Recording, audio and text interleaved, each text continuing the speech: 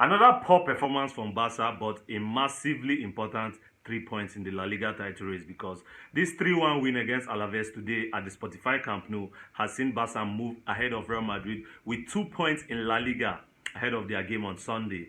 Yeah, but this performance was not Barca's best performance of the season, let's be honest. But the most important thing today was to win the game. So a win is a win at the end of the day. It could easily have been about 5-1 if Barca took their chances, but as much as it could have been about 5-1, it could also easily have been a 2-2 game, because that's how close the game was. Imagine a team like Alavés coming to the Camp Nou and creating chances from the first half to the end of the game. They created chances from the start to the end of the game. That shows you how poor Barcelona's defense is. Our defense is so poor. And you would make a case that our attack is just as bad as our defense, because with the chances we created in this game today, we could easily have won this game with a high score line. We didn't seal these 3 points until the 90th minute when Dani Olmo scored the second goal of the game. Up until that point, Alavés could have equalized at any point in the game. The only saviour for Barca today was really the heroic performance of Joan Garcia. Despite the fact that he conceded in the first half, in the first minute, of course, Alavés scored first before Lamine Yamal equalized for Barca. But during the game, Joan Garcia was very important in helping Barca to get the 3 points today.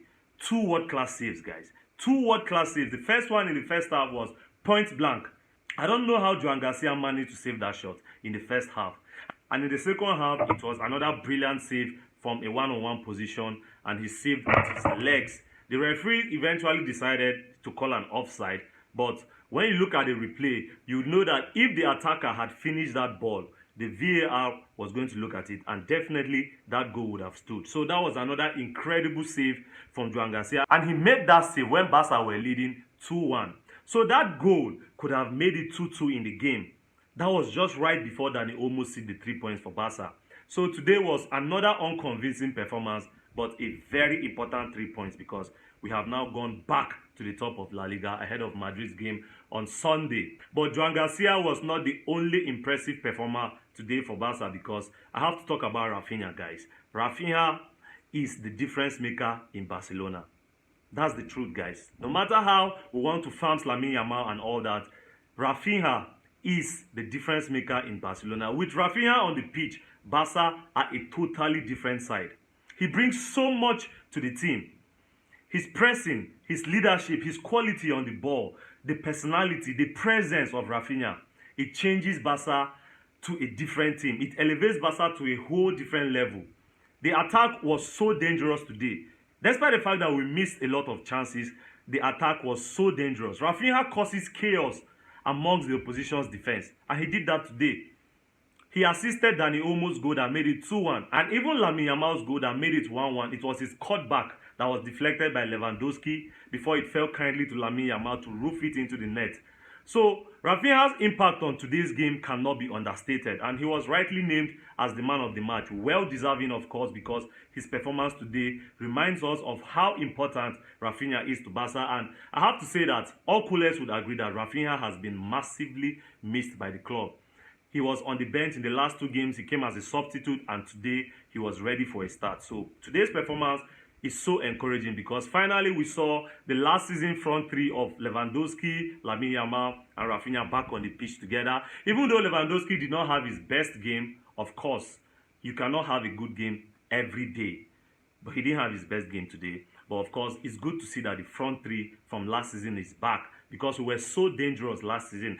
And what we saw today against Alavés is encouraging, because despite the fact that we missed a lot of chances, we created a lot of chances as well. But Barca, we concede way too many chances, guys. We concede way too many chances, and I'm so scared, because our next game is Atletico de Madrid in La Liga on Tuesday. That's our next game, and Atletico have shown a resurgence in recent weeks, because they have now clawed their way back into the conversation for the title.